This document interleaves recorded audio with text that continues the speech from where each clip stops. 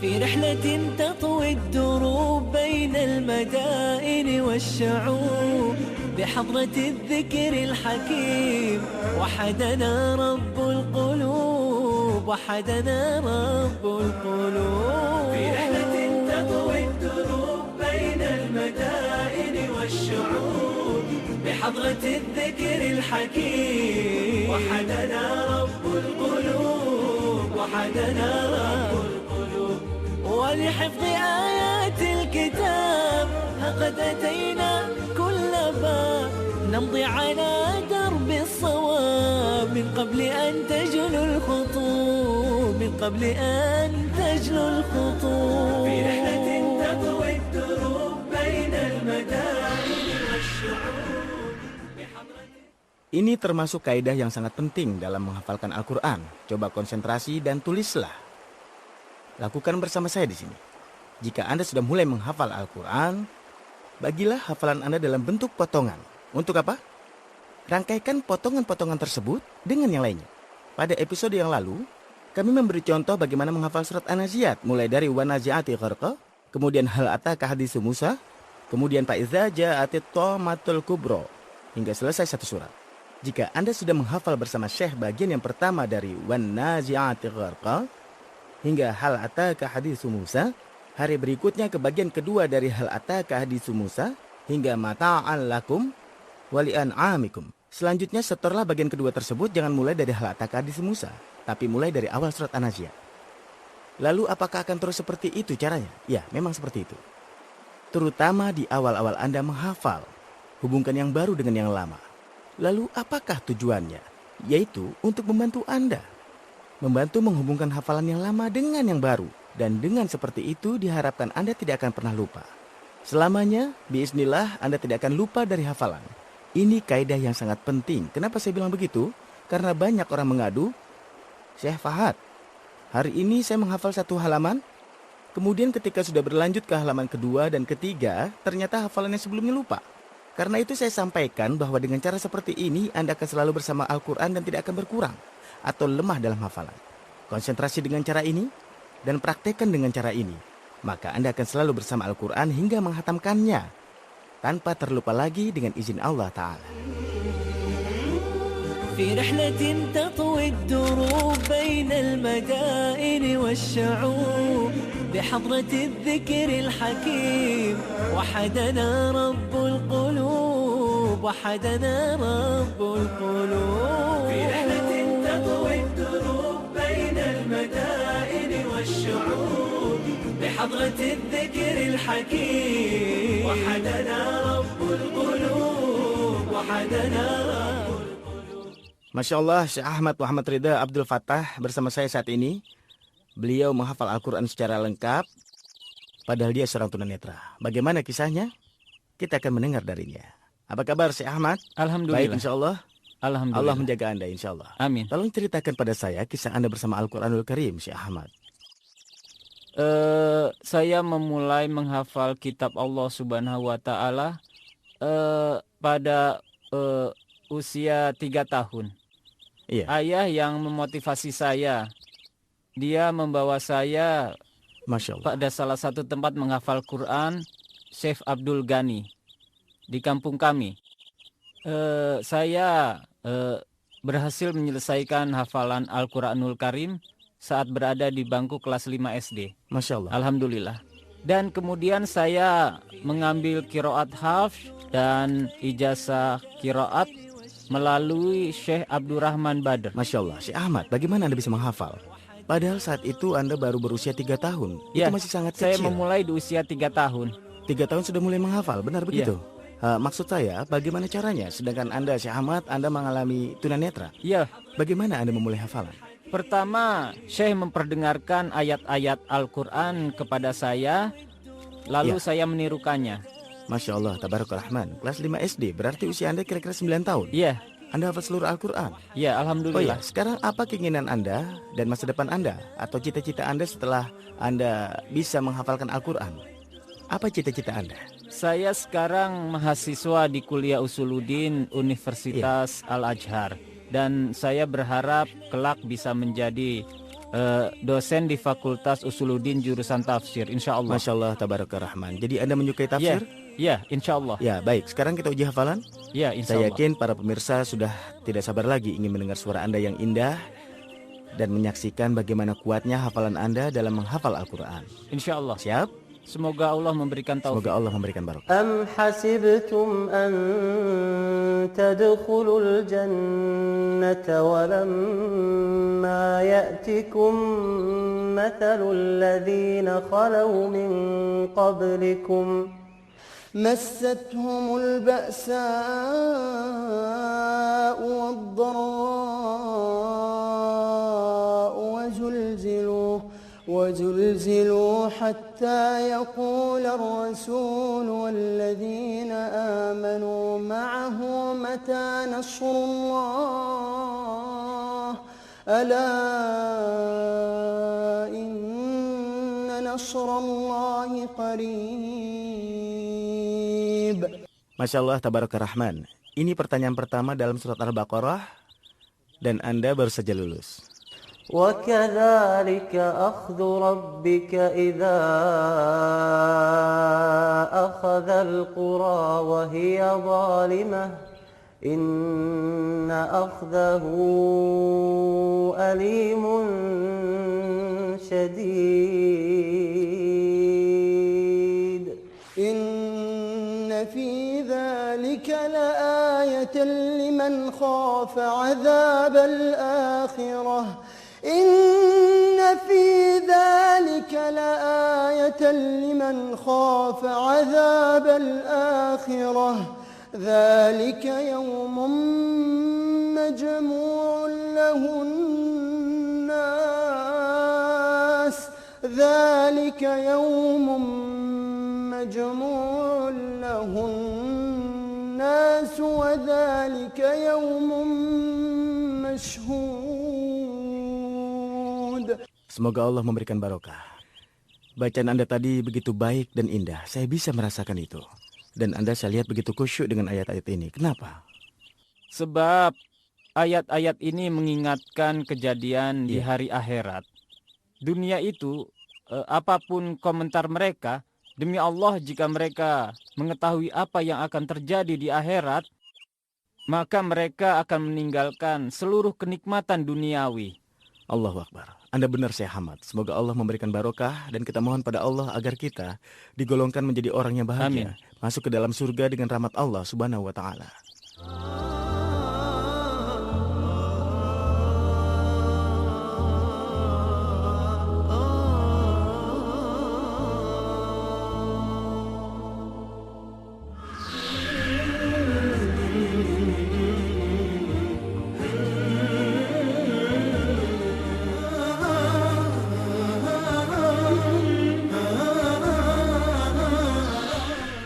Pada tahun 670 Masehi, agama Islam masuk ke Maroko melalui tangan Uqbah bin Nafi'.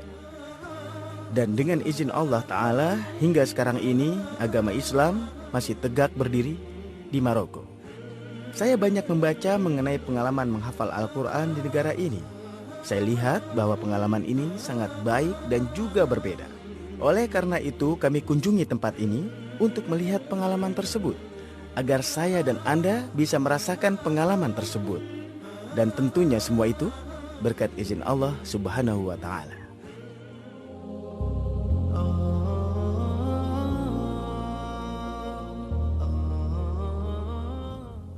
Termasuk dari rangkaian kunjungan kami ke ibu kota Maroko di Rabat adalah sebuah kunjungan di Halaqah Al-Hajj Mahmud Ar-Rifi.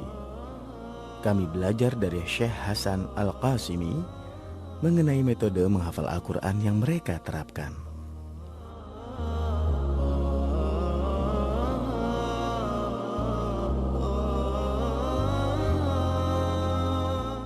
Bila pemirsa melihat papan-papan ini, mungkin akan mengajukan pertanyaan seperti yang akan saya tanyakan. Metode apa ini dengan menggunakan alwah atau papan? Tolong Anda jelaskan.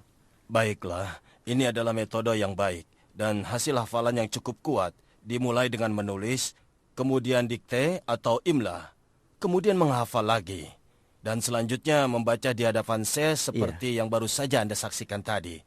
Semua ini adalah metode yang sangat membantu seorang siswa untuk menghafalkan Al-Quran. Ya. Dan ini harus dilakukan terus-menerus sehingga siswa itu dapat Oh ya, Syekh. menghafalkan. Seorang siswa yang membawa hafalan baru, Ya. dia misalnya menulis di rumah dan juga menulis di depan Anda. Tidak, dia menulis di Ya. depan saya. Jadi Ya. saya yang mendikte kepadanya. Ya. Inilah agar cara dia bisa menghafal. Pemirsa yang budiman, bahwa metode dan cara ini bukanlah sesuatu yang mudah. Mulai dari menulis, yaitu menulisnya dalam sebuah papan, kemudian datang kepada Syekh, mendengarkan darinya, kemudian menerima bacaan dari Syekh, menulis apa yang dia dengar, kemudian dia hafalkan. Selanjutnya kemudian dia membacanya kembali. Cara yang sangat berat. Tapi kenapa semua itu dilakukan? Itu semua tidak lain untuk menghafal kitab Allah Subhanahu wa Ta'ala. Dan saya tentunya juga pemirsa, jika memungkinkan, saya ingin menyaksikan di sini bagaimana cara mereka menulis di atas papan-papan itu. Kalau boleh, saya ingin Baiklah, melihatnya. sebagaimana yang Anda lihat, seorang siswa berada di hadapan kita. Iya, Sebelumnya papan ini kosong seperti ini. Tadinya sudah ada yang tertulis padanya sebagaimana yang Anda Iya. lihat dan dia menghafalkannya. Selanjutnya dia pergi ke tempat khusus, Iya. lalu dia pun menghapusnya. jika siswa menulis mukaror yang harus Iya, dia mukaror. hafalkan, Mukaror atau kurikulum sebanyak Iya. sumun, yaitu 1/8 hits dalam sehari. Iya. Kira-kira 1 atau 2,5 halaman. sumun di tempat kami adalah setengah dari rubu, seperti yang dijelaskan oleh Syekh. Dan kira-kira itu adalah 1 sampai dengan setengah halaman. Ya, sebanyak itulah kurikulum bagi setiap siswa. Jika ingin menghafal, dia menuju tempat khusus untuk menghapus papan. Iya, Iya, dia gunakan sebuah alat untuk menghapusnya. Di saat dia menghapusnya dan mengeringkannya sampai menjadi siap seperti ini, lalu dia menghafalkan yang telah dia ambil sebelumnya. Di Iya. Maroko, tahapan ini kami sebut sebagai hijz yang baru. Lalu dia melakukan murajaah atau mengulanginya. Hal itu membutuhkan kira-kira waktu 10 menit. Iya. Dalam rentang waktu tersebut, papan sudah kering dan Iya. siap kembali untuk ditulis. Semua siswa melakukan hal ini Iya. secara terus-menerus dan mengulang-ulang agar semuanya menjadi sempurna. أعوذ بالله من الشيطان الرجيم بسم الله الرحمن الرحيم ألف لام ميم ذلك الكتاب لا ريب فيه هدى للمتقين الذين يؤمنون بالغيب ويقيمون الصلاة ومما رزقناهم ينفقون.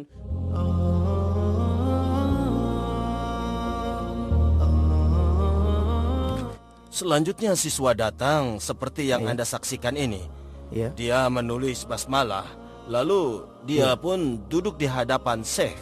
Iya. Kemudian Syekh Boleh mendiktenya kami kepadanya. Lalu dia pun menulisnya seperti ini. بسم الله الرحمن الرحيم ألف لام ميم ذلك الكتاب لا ريب فيه. Oh ya Syekh, jika seorang siswa belajar menulis seperti ini, seperti yang saya lihat, kira-kira berapa lama waktu yang dia butuhkan untuk menghatamkan seluruh Al-Quran? Tergantung pada kemampuan siswa masing-masing tentunya. Iya. Sebab kemampuan akal dan kecerdasan siswa itu pasti berbeda-beda. Dan yang paling minim kecerdasannya biasanya membutuhkan waktu selama 2 tahun. Iya. Itu yang Jadi paling itu yang minim paling minim. kecerdasannya. Iya, betul. Setelah seorang siswa menulis pada papan, dia menghafalkannya di luar kepala. Kemudian dia menghadap ke Syekh untuk membaca di hadapannya.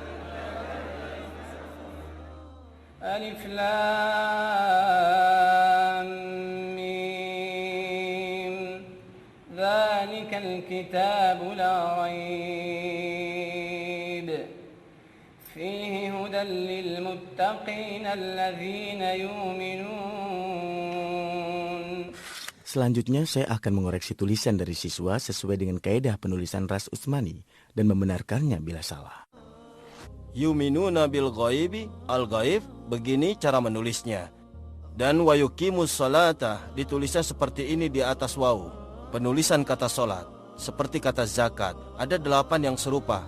Solata, zakata, hayata, manata, dan riba. Ini adalah izar. Pemirsa yang budiman, kita sudah saksikan metode yang ini. Setiap negara punya metode tertentu dan juga cara yang berbeda-beda. Tapi muaranya tetap satu, yaitu menghafal kitab Allah Subhanahu wa Ta'ala. Dan tujuan akhirnya adalah ridho Allah Ar-Rahman, sehingga bisa berkumpul di surga dengan ayat-ayat ini. Metode yang kita saksikan merupakan salah satu metode menghafal kitab Allah Subhanahu wa Ta'ala yang benar-benar kita nikmati. Ketika Anda menghafalkan Al-Quran, sebaiknya Anda selalu merasakan bahwa Anda sedang mempraktikkan sunnah Nabi Shallallahu Alaihi Wasallam. Dahulu, kehidupan Nabi Muhammad seluruhnya adalah Al-Quran. Dakwah beliau kepada manusia penuh dengan nasihat. Duduk dengan para sahabat, maka Nabi Shallallahu Alaihi Wasallam bersama Al-Quran. Allah Subhanahu Wa Taala berfirman dalam permulaan surat Ibrahim, ألف لام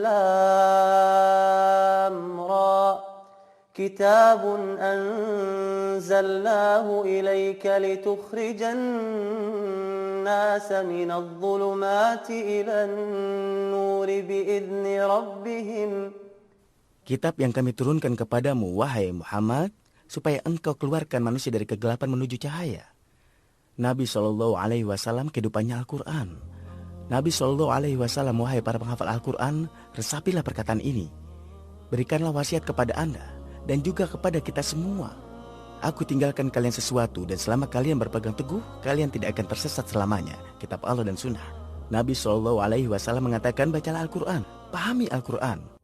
Jadi coba lihatlah semangat dan keutamaan yang dijanjikan Nabi Shallallahu Alaihi Wasallam ini. Ada seorang sahabat yang mulia datang kepada Nabi Muhammad dan mengatakan, wahai Rasulullah, berikan aku wasiat. Beliau bersabda, takwalah pada Allah. Dia mengatakan, wahai Rasulullah, tambahkanlah wasiat berikutnya. Hendaklah engkau membawa Al-Quran dan berzikir kepada Allah. Sesungguhnya itu akan jadi cahaya bagimu di dunia dan tabungan kebaikan untukmu di langit. Sampai saat ini, belum jugakah Anda mulai menghafalkan Al-Quranul Karim?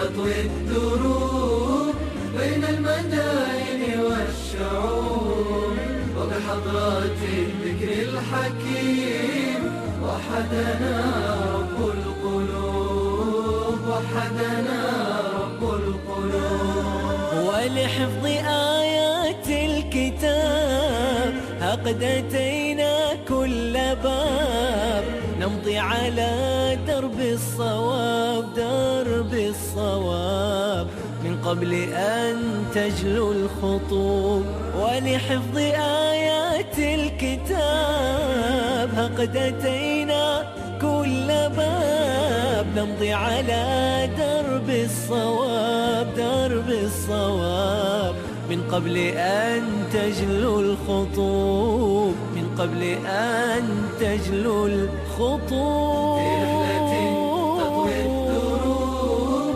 بين المدائن والشعوب وبحضرات الذكر الحكيم وحدنا رب القلوب وحدنا